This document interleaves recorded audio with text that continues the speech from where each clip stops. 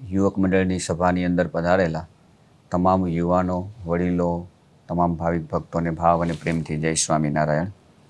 વાલા ભક્તો, આપણે અત્યારે શ્રીમદ ભાગવતની કથાનું શ્રવણ કરી રહ્યા છીએ. એમાં શ્રી કૃષ્ણ ભગવાન અને ઉદ્ધવજી તેમનો સંવાદ ચાલે છે.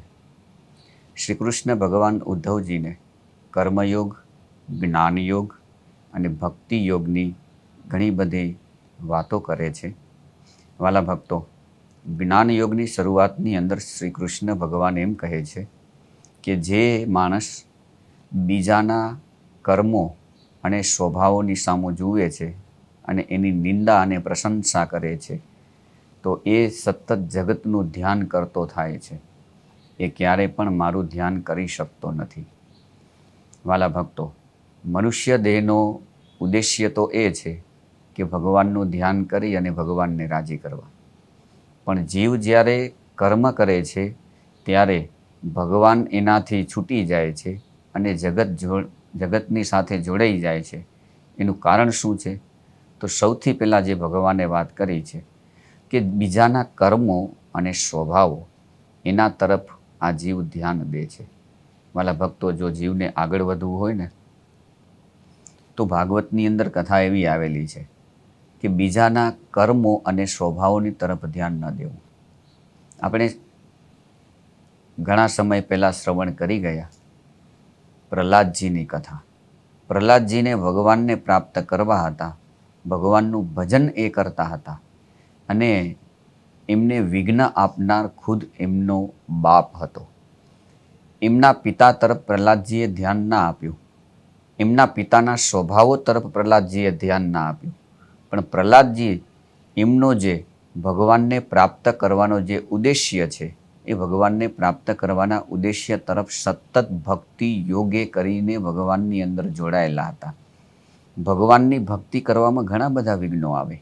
જેમ પ્રહલાદજીને વિઘ્નો આવ્યા છે એ સૃષ્ટિની સામું જોયું નથી, પોતાના મા બાપની સામું જોયું નથી, હાથીના પગમાં કચડીને મારી નાખવાના પ્રયાસો જ્યારે થયા છતાંય પણ પ્રહલાદજીએ હાથીની સામે નથી જોયું.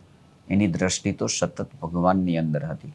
એટલે એમને કોઈ પણ જાતનો ભય લાગ્યો નહીં. આજે માણસને ભય લાગે છે એનું કારણ શું છે? એ સ્વભાવ તરફ જુએ છે, એના કર્મોની સામે જુએ છે. પ્રહલાદજીને ભય નથી લાગ્યો, ધ્રુવજીને પણ એવી જ રીતે ભય નથી લાગ્યો. જે કથાનું શ્રવણ આપણે કરી ગયા, ભયંકર ગાઢ જંગલની અંદર ધ્રુવજી ગયા હતા અને તપ કરતા હતા. એ જંગલની અંદર ભયંકર હિંસક પ્રાણીઓ એની ગર્જનાઓ કરે, આજુબાજુ એ ફરતા હોય, છતાંય પણ ધ્રુવજીનું ધ્યાન એ પ્રાણીઓ તરફ ન હતું. સૃષ્ટિની અંદર પરિવર્તન થતું, વરસાદ થતો, પવનો ખૂબ વાતા, છતાંય પણ ધ્રુવજીનું ધ્યાન એ સૃષ્ટિ તરફ ન હતું. ધ્રુવજીનું ધ્યાન તો એક ભગવાનની તરફ જ હતું. આવું ભગવાનની તરફ ધ્યાન કેમ થાય? તો જ્ઞાન યોગે કરીને. ઉદ્ધવજી હતા, એ ઉદ્ધવજી જ્ઞાન તો પ્રાપ્ત કરેલ હતું, પરંતુ ગોપી જેવી જ્યાં સુધી એમને ગુરુજી ન પ્રાપ્ત થઈ ત્યાં સુધી ઉદ્ધવજી જેવા ભગવાનને જાણવા હતા ને એવા ભગવાનને જાણી ન શક્યા. માટે વાલા ભક્તો, એ ઉદ્ધવજી જેવા થવું હોય, એવી સ્થિતિ પ્રાપ્ત કરવી હોય, પ્રહલાદજી જેવા ભગવાનના ભક્ત થવું હોય, ધ્રુવજી જેવા ભગવાનના ભક્ત થવું હોય, તો ઉદ્ધવજીએ જેમ ગોપીઓને ગુરુ બનાવી અને એમના એક એક શબ્દો ઉપર ધ્યાન રાખી અને એમના શબ્દો ઉપર ઉદ્ધવજીએ વિચાર કર્યો, પોતા તરફ વિચાર કર્યો કે મને જે જ્ઞાન છે એ જ્ઞાન આ ઉદ્ધવજી વિચાર કરે છે કે ગોપીઓના જ્ઞાનની આગળ કોઈ પણ મારું જ્ઞાન છે ને એ કાંઈ પણ લેખાય નહીં. આ ગોપીઓનું જ્ઞાન તો બહુ જ ઊંચું છે. હું તો પરોક્ષ રીતે ભગવાનને જાણું છું કે ભગવાન સર્વેના અંતર્યામી છે, સર્વેની અંદર ભગવાન રહ્યા છે. પણ આ ગોપીઓને કેવું જ્ઞાન?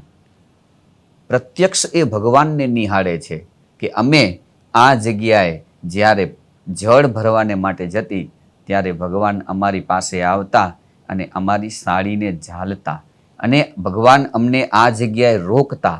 અમે જ્યારે મથુરાની અંદર મહી વેચવાને માટે જતી ત્યારે પણ ભગવાન અમારે અહીં આડા આવતા અને કહેતા કે તમારે મથુરામાં નથી જવું. આવું પ્રત્યક્ષ ભગવાનનું દર્શન એ ગોપીઓ કરતી હતી. વાલા ભક્તો, આ ભક્તિ યોગનું ફળ છે. આપણે બધા સાધક છીએ, ભગવાનની ભક્તિ કરીએ છીએ, આપણે મોટા સંતો પ્રાપ્ત થયા છે.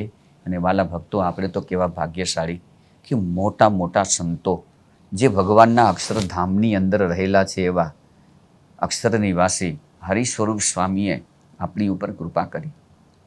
આમાં કેટલા એવા ભક્તો હશે કે જેણે હરિ સ્વરૂપ સ્વામીના પ્રત્યક્ષ દર્શન પણ નહીં કર્યા હોય. ફક્ત હરિ સ્વરૂપ સ્વામીને એક ફોટાની અંદર એમનું ચિત્ર ખાલી જોયું હશે, પણ સ્વામીની આપણી ઉપર કેટલી કૃપા ભક્તો. એ હરિ સ્વરૂપ સ્વામીએ જે આ યુવક મંડળની સ્થાપના કરી, અને એ યુવક મંડળની સ્થાપનાના પ્રતાપે આપણે મંદિરની અંદર આવીએ છીએ, કર્મયોગ કરીએ છીએ. એટલે કે ભગવાનની સેવા, સંતોની સેવા, યુવક મંડળની અંદર જે પ્રસાદ બનતો હોય એની સેવા. વાલા ભક્તો, આપણો આ શ્રેષ્ઠ કર્મયોગ છે. જ્ઞાનયોગ પણ સાથે કરીએ છીએ. સભાની અંદર આવીએ, ભગવાનની કથાનું શ્રવણ કરીએ, ભગવાનની મૂર્તિનું વર્ણન આવે એનું શ્રવણ કરીએ, અને એને આપણે યાદ રાખીએ. વાલા ભક્તો, આ જ્ઞાનયોગ કહેવાય. કે આત્મા કોણ છે, પરમાત્મા એ કેવા છે, માયા છે, એનું રૂપ શું છે, આ બધું જ જે આપણે શ્રવણ કરવા મળે છે, પછી એનું મનન અને આપણે ચિંતન કરીએ છીએ ને વાલા ભક્તો, એ આપણો જ્ઞાન યોગ છે. ત્યાર પછી ભગવાન શ્રી કૃષ્ણ ઉદ્ધવજીને ભક્તિ યોગનો ઉપદેશ પણ આપેલો છે. જ્યારે જ્ઞાન થાય ત્યારે આપણે ભક્તિ કરવાનું મન થાય છે.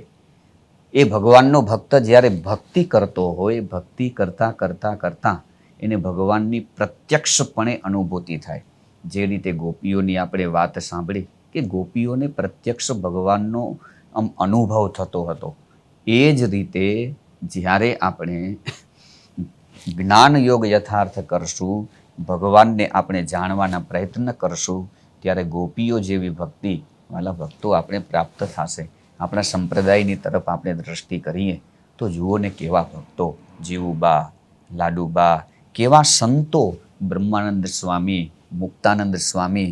વર્તમાન સમય પણ ભક્તો વિચાર કરો, કેવા મોટા મોટા સંતો જે કદાચ આપણે એમના દર્શન કરી શકતા નથી. પૂજ્ય હરિ સ્વરૂપ સ્વામી, ધર્મકિશોર સ્વામી, મુરલી મનોહર સ્વામી, કેવા મોટા મોટા સંતો, અને અત્યારે જેમના આપણે પ્રત્યક્ષ દર્શન કરીએ છીએ, પૂજ્ય આપણા મહંત સ્વામી. કેવી કરુણા દ્રષ્ટિ. આપણા કેટલાય વિશ્વની અંદર મંદિરો છે, કેટલો બહોળો વ્યવહાર છે, છતાંય પણ સ્વામીનું ભક્તિથી ભીંજાયેલું આપણે અંગ જોઈએ છીએ. કેવું સ્વામીનું અંગ. એવા ને એવા મોટા સંતો, પૂજ્ય શ્રીહરિ સ્વામી હોય, પૂજ્ય બાલકૃષ્ણ સ્વામી હોય, પૂજ્ય મુકુંદ જીવન સ્વામી હોય, કેવા મોટા મોટા સંતો આપણે પ્રાપ્ત થયા છે. વાલા ભક્તો, આપણા જેવું ભાગ્યશાળી વર્તમાન કાળમાં કોઈ નથી. આજે દુનિયાની અંદર બધાને આવા સારા સંતો જોઈએ છીએ, પણ સંતો મળે છે, પણ જેવા આપણે સંતો મળ્યા છે ને એવા સંતો નથી મળતા.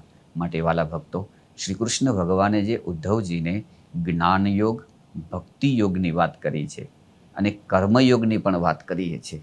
તો એ કર્મયોગ, જ્ઞાનયોગ અને ભક્તિ યોગ, એ ત્રણેયનું સમન્વય આપણી યુવક મંડળની સભાની અંદર થાય છે. અને આ ત્રણેય આપણા જીવનની અંદર જ્યારે આવી જશે અને યથાર્થ આપણે એ કર્મયોગ, જ્ઞાનયોગ અને ભક્તિ યોગ તરફ ચાલશું, ત્યારે આપણા અંતરમાં ખૂબ આનંદ થશે. વાલા ભક્તો, આપણે આવી જ રીતે ભગવાનનું ભજન કરતા રહીએ, આગળ વધતા રહીએ, અને ભક્તિથી ભીંજાયેલું આપણું અંગ થાય. એવી જ નરનારાયણ દેવ, ભગવાન સ્વામિનારાયણ, રાધાકૃષ્ણ દેવ, એ તમામ દેવોના ચરણોમાં પ્રાર્થનાની સાથે સર્વે ભક્તોને ભાવ અને પ્રેમથી જય શ્રી સ્વામિનારાયણ.